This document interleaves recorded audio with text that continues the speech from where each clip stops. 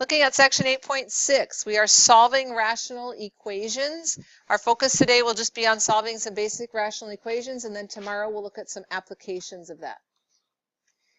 To solve an equation that contains a rational expression, we are going to use the technique of multiplying both sides by our common denominator, our LCD.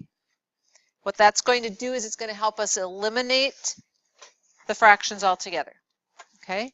The one thing you do have to watch out for, though, is that this can create extraneous solutions. So we are going to look at checking those answers. So a rational equation would be something like this, where you have variables in the denominator of fractions. You may just have a single fraction. You may have multiple fractions, but there has to be at least one fraction that has a variable in the denominator. This one is not a rational expression or an equation because we don't have a variable in the denominator. Okay. So our first example here. When you see fractions that have variables, you have to consider what values need to be excluded. What values for x would make any of these denominators 0? Okay, so we are going to look at this, that x cannot be positive or negative 3. And I jot that down before I even start solving it, because we get down to that solution and we're so excited to be finished with it, we move on without going back and checking. If we get an answer of 3 or negative 3, we have to exclude that. We've already stated that x can't be either of those numbers. Okay? All right. Our technique for solving this is to look at everything where the denominator is factored. So I'm going to rewrite this, and I'm going to change that x squared minus 9 into x plus 3x minus 3. Okay? And now I look at all the different pieces, all the different factors of my denominators. If I were trying to get a common one, I would need an x plus 3 factor, and I would need an x minus 3 factor. So what we are going to do, we're not actually going to create common denominators. We are going to multiply everything by our common denominator. So we're going to take x plus 3 times x minus 3. We're going to distribute those to each of the pieces of this equation. So when I multiply that to the first fraction here, the x minus 3 pieces would cancel each other out, but we still have an x and an x plus 3 remaining. When I distribute to the second fraction, the x plus 3 now is going to drop out, but I still have an x minus 3 and an x. And when I distribute it to the third fraction, both the denominators are going to drop out, and I just have the 2 left. So what I've done is I've taken a complicated looking rational equation and I've converted it back into one that's not a rational equation. Our next step would be to distribute.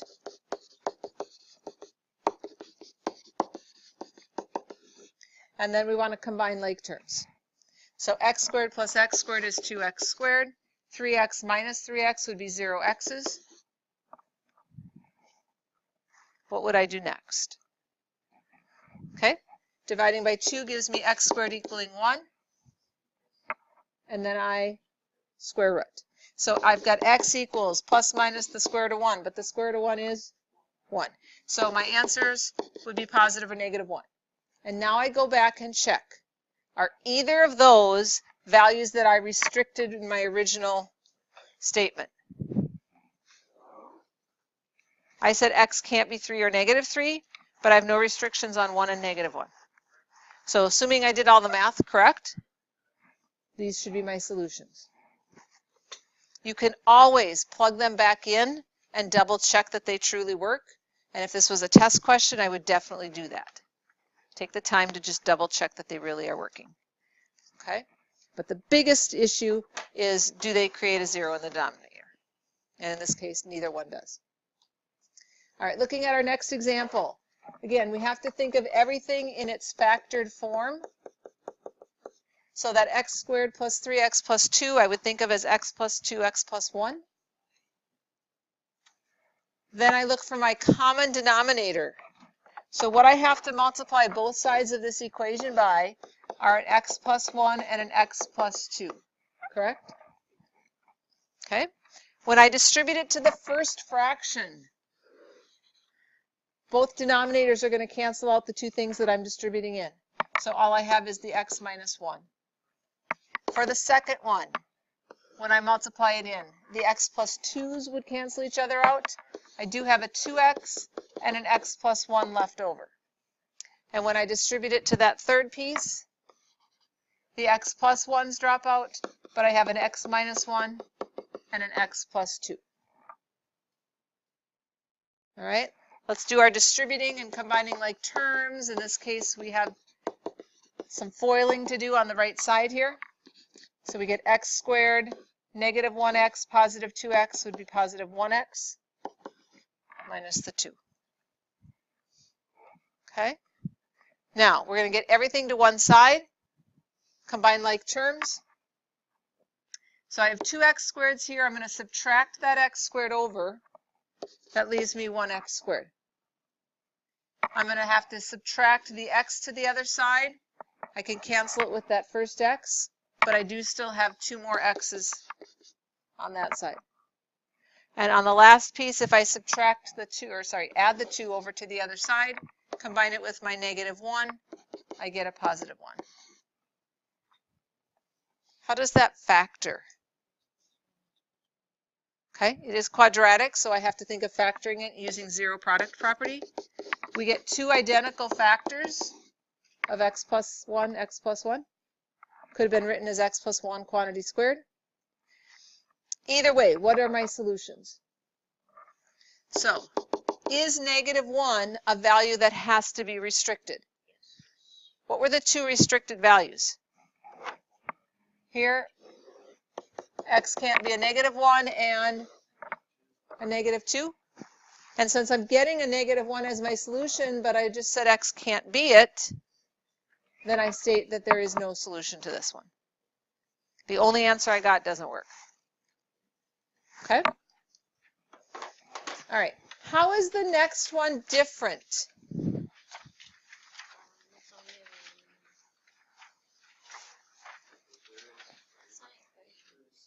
There's variables on both sides. There's what? Okay, so this time both numerators have variables in them, both denominators have variables in them. We do have just a single fraction equal to a single fraction, right? So some people look at this and say, I could just cross multiply that. But that's actually going to be more work. If we try to eliminate the denominators completely, what would we have to multiply by?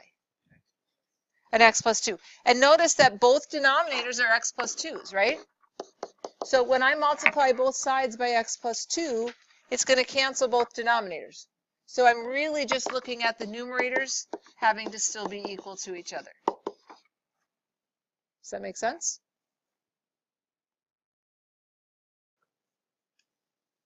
Let's get everything to one side. So I'm going to subtract my x over. I'm going to add my 1 over. I have x squared plus x minus 2 equaling 0.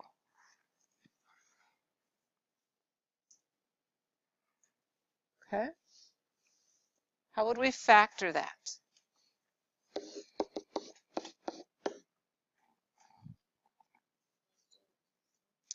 I heard plus 2, x plus 2, x minus 1. Does that work? Yes? Okay. So what can x equal? Negative 2 or positive 1? Okay. Checking those. Are either of those problems for us? Yes. Both of them? No. Which one? Yeah. If we put a negative 2 in here for x, we just made the denominator 0. Right? That was the one restriction we had, that x can't be a negative 2. So in this case, we get one solution that was extraneous, which means I would not include it in my final answer. Okay, it's not allowed. The other one should be fine. X does equal 1. Okay, and again, remember that you can always plug that value back in for all of your x's and make sure that the two sides are balanced. All right, I'm going to pause the recording. I want you guys to try the next one. All right, let's check your work.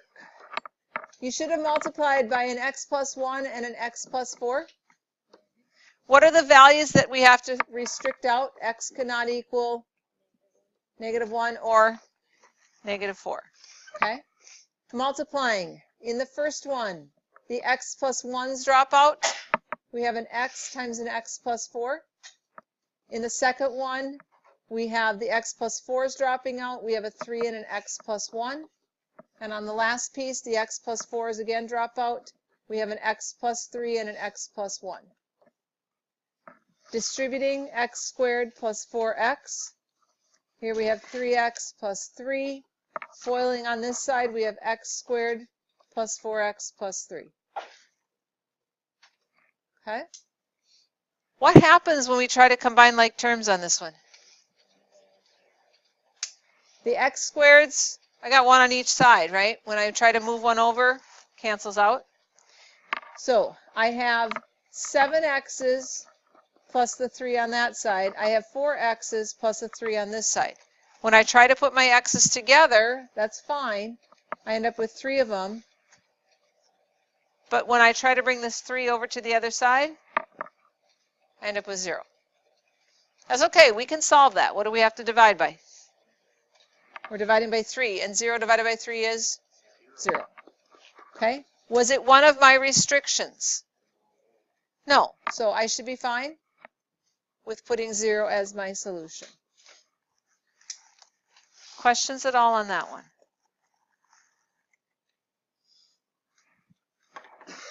All right. We are going to hold off on the word problem and do that one tomorrow. Last one here. I do not want you using a calculator. We're going to just work on the algebraic method for it. Okay? So go ahead and try this one. I'm going to pause the recording while you try it.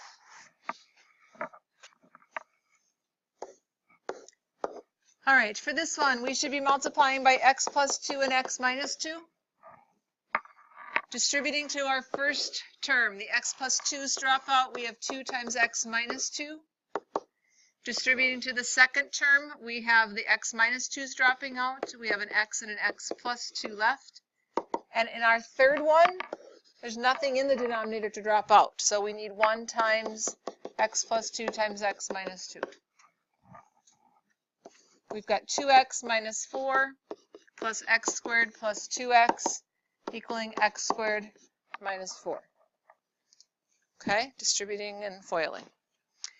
Once again, our x squareds, we have 1 on each side, so they're going to cancel each other out.